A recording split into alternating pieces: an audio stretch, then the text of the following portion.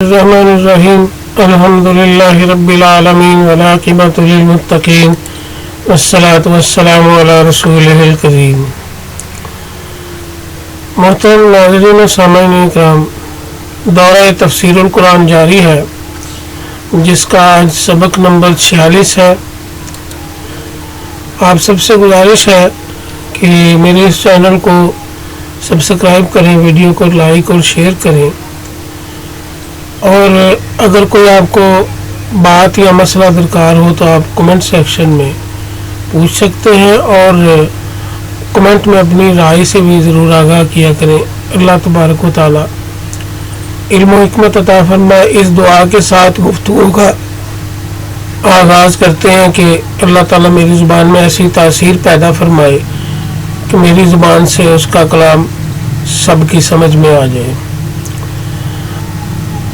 وللضالین آمین۔ سورہ فاتحہ جب ہم پڑھتے ہیں اس کے بعد آمین ایک مشہور لفظ ہے جو سورہ فاتحہ کے بعد بولا جاتا ہے، اور اس میں علماء اکرام میں بڑے بحث و مباحثے بھی ہیں، اور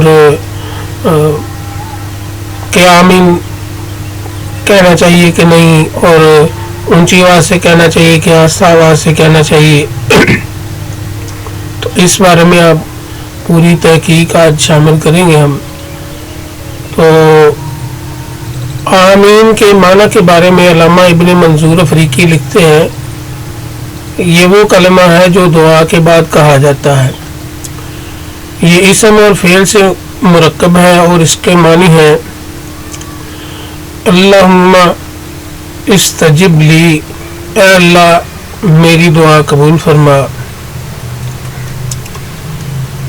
اور اس کی دلیل یہ ہے کہ حضرت موسیٰ علیہ السلام نے فرعون اور اس کے حامیوں کے لیے دعا کی، اور دعائے ضرور جب آپ نے فرمائی تھی، اور اس کے بعد فرمایا، جس کا ذکر اللہ نے سورہ یونس کی آیت نمبر 88 میں کیا ہے، کہ اے ہمارے رب ان کے اموال کو تباہ و برباد کر دے اور ان کے دلوں کو سخت کر دے۔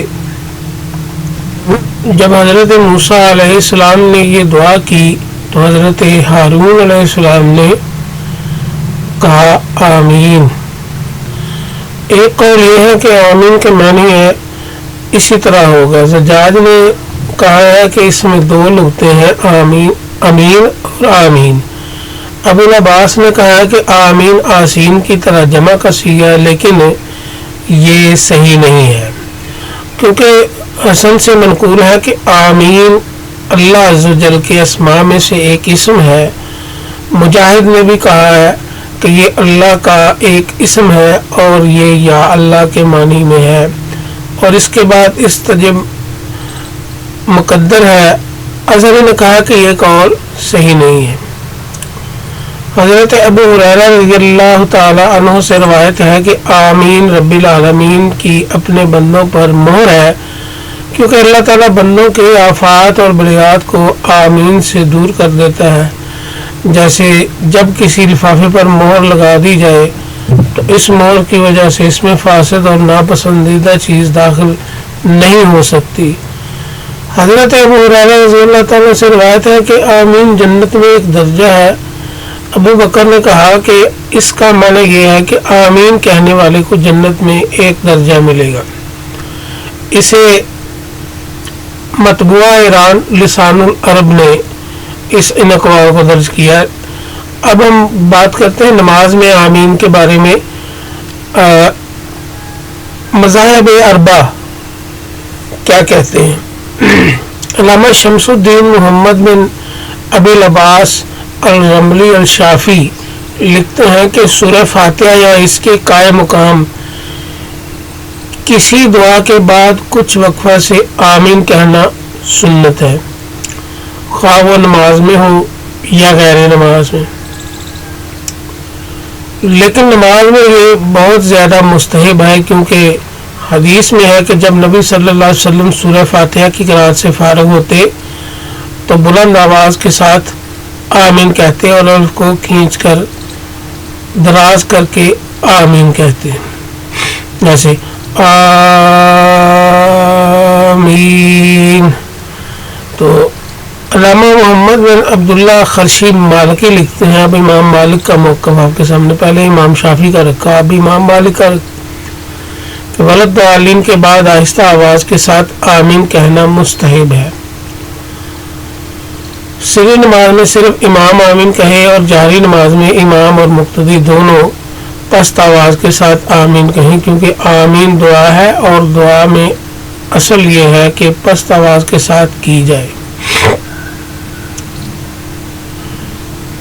علامہ ابن قدامہ حنبلی لکھتے ہیں کہ سنت یہ ہے کہ جہری نمازوں میں امام اور مقتدی جہرن آمین کہیں اور سری نمازوں میں دونوں سرن آمین کہیں۔ امام ابو حنیفہ اور امام مالک کے نزدیک آمین آہستہ کہیں۔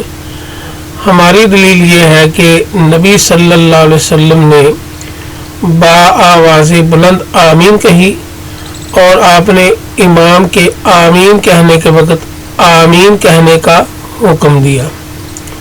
اگر امام نے بلند آواز سے آمین نہ کہی تو امام کے آمین پر مقتدی کی آمین نہیں ہو سکے گی۔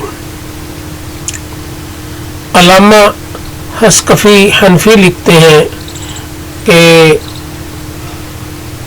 امام اور مقتدی پست آواز سے آمین کہیں، خواہ وہ سرن ہو یا جہرن، اور جس حدیث میں یہ ہے کہ جب امام آمین کہے تو آمین کہو، یہ پست آواز سے آمین کہنے کے منافی نہیں، کیونکہ یہ معلوم اور متعین ہے کہ ولدالین کے بعد آمین کہی جاتی ہے۔ اس لیے مقتدی کا آمین کہنا امام سے سننے پر موقوف نہیں ہے، کیونکہ سورہ فاتحہ کے آخر میں آمین کہی جاتی ہے۔ حدیث میں ہے کہ جب امام ولدالین کہے تو آمین کہو۔ اسے مطبوعہ بیروت در مختار نے نقل کیا ہے۔ تو یہ ائمہ اربعہ کے موقف بھی ولدالین کے بعد آمین کہنے کے بارے میں آپ کے سامنے رکھے، تو آمین کے معنی بھی آپ کے سامنے رکھے۔ اللہ تبارک و تعالی ہمیں علم و حکمت عطا فرمائے، اپنی معرفت اور اپنے محبوب صلی اللہ علیہ وسلم کی پکی اور سچی محبت عطا فرمائے۔ وآخر دعوانا ان الحمد للہ رب العالمین۔